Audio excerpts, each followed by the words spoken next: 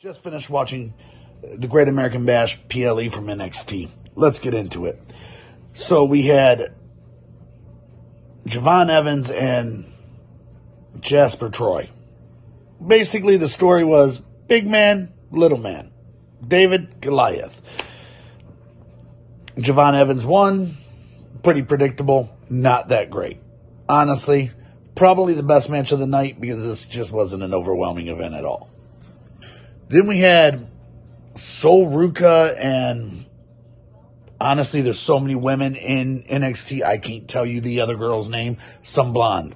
Well, Sol Ruca won. Predictable. Complete and utter garbage. That being said, I'm just waiting for Zarya to turn against Sol Ruca. So that was definitely a skippable match. Then we had the battle of AEW former talent as Ricky Saints and Ethan Page battled for the NXT North American title, and honestly, it was a Falls Count Anywhere match, and it went pretty much paint by numbers. Ricky Saints, lackluster, don't impress. I'm drawing a blank. Ethan Page, not really all that great either. You did get an interesting interference from Jasper Troy in this, though. Also, they're doing these vignettes now where the static interrupts, and it's the new group on NXT. Very Wyatt-ish, very Shield-ish, very Bullet Club-ish, very overdone, and honestly not entertaining. We could skip all that. Then we got to the Chinese dude and Oba Femi. First of all, who the hell did this Chinese dude's hair? Half of it hair, half of it as bald as I am. And honestly, for a big man meat match, it was okay. I can't say that I hate it. I could have done without the Josh Briggs interference. I think that was kind of lame. Afterward the match, Oba Femi winning, they had an interview in the back where he promised the Chinese guy another match because he did it with respect. Even though Josh Briggs kept interfering, Briggs then interrupted that, and they got into a shoving match and a fight. And then it was time for Mariah May and Jordan Grace to take on the team of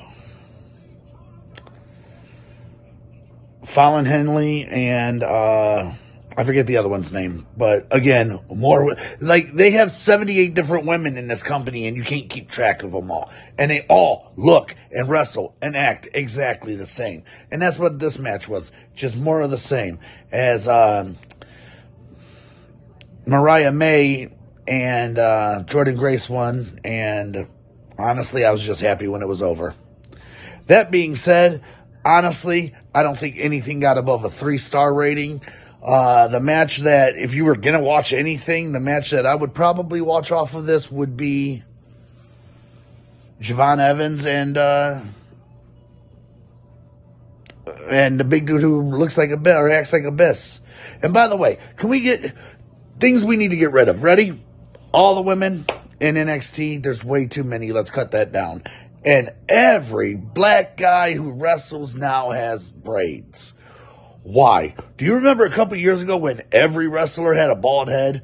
Every wrestler wanted to look like Steve Austin and Goldberg. Well, now we do the exact same, but it's braids. I don't know if it's just because of the hip-hop culture or if people are just lazy and go, hey, let's do braids. That way I ain't even got to worry about coming up with an idea. Honestly, kind of miss the days of the Velveteen Dream. At least he had a little bit of class and a little bit of splash into it. Just my opinion. That being said, this was the PLE report. And honestly, I just wanted to do this just to piss certain people off. Holla!